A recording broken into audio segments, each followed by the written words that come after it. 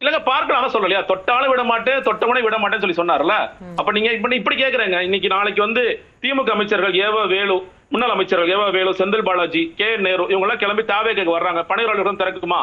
சரி வாங்க, ஏன்னா அதை ஒரு சொல்றாரு, அதிமுக உடைஞ்ச பிறகு அடுத்து திமுக உடைக்கணும்னு அவர் பிளான் பண்றாரு. அப்ப இவங்க எல்லாம் கிளம்பி வராங்க, எல்லா முன்னாள் அமைச்சர்கள் யாரெல்லாம் நீங்க குற்றவாளிகள் ஊழல் அதிகம் சொல்லி சொல்றாங்களோ, முதல்வர் ஸ்டாலின், முன்னாள் முதலமைச்சர் ஸ்டாலின், உதயநிதி ஸ்டாலின் 2 பேரை விட்டுட்டு மொத்தமா கிளம்பி வர்றாங்க. எல்லாத்தையும் சரி வாங்க, அவங்க தாங்க ஊழல் பண்ணாங்க, அந்த ஃபேமிலி தாங்க ஊழல் பண்ணுச்சு, அவங்கள சேர்த்துக்கொண்டு மனம் திறந்து சேர்த்துக்குவீங்களா நீங்க?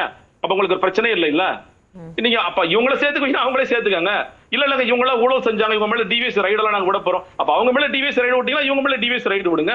இவங்க மேல எல்லாரும் மேலேயும் வழக்குகள் இருக்கு. இவர் மேல அடிஷனலா குட்கா வழக்கு இருக்கு, லேண்ட் கிராபிங் வழக்கு இருக்கு, இந்த வழக்கு எல்லாம் இருக்கு. அந்த வழக்கோட நிலை என்ன? அப்போ எனக்கு வந்து ஊழல் எனக்கு பிடிக்காது, ஊழலுக்கு எதிரானவன் நீங்க சொன்னீங்கன்னா, நீங்கள் நிச்சயமாக இந்த நடவடிக்கைகளை எல்லோரும் மேலும் பாரபட்சம் என்று எடுக்க வேண்டும். அது நாளைக்கு தவறு செய்தவர்களாக இருக்கலாம், இல்ல வந்து முன்னாள் அதிமுக இருக்கலாம், திமுக இருக்கலாம், யாராக இருந்தாலும் பாரபட்சம் என்று நடப்பதுதான் உண்மையில் ஊழல் எதிர்ப்பு என்பது. இல்ல ரொம்ப செலக்டிவா எங்க கட்சிகளை வந்துட்டீங்கன்னா நாங்க விட்டுருவோம், அதை பத்தி ஒன்றும் பிரச்சனை இல்ல, நீங்க உங்க குவாரி பிசினஸ் நடத்திக்கலாம், நீங்க வந்து மலை உடைக்கிற வேலையை பாத்துக்கலாம், நாங்க எதையும் கண்டுக்க மாட்டோம், குட்காவை நீங்க பண்ணிக்கலாம் அப்படின்னு சொல்லி சொன்னீங்கன்னா, சொல்லப்போனா தாவேக்கு நிர்வாகிகள் மூலமே கூட குட்கா சப்ளை பண்ணி விடுங்க, அவர் சேர்த்து பார்ப்பார் அப்படின்னு சொல்லி சொன்னீங்கன்னா, இதெல்லாம் அப்புறம் ஊழல்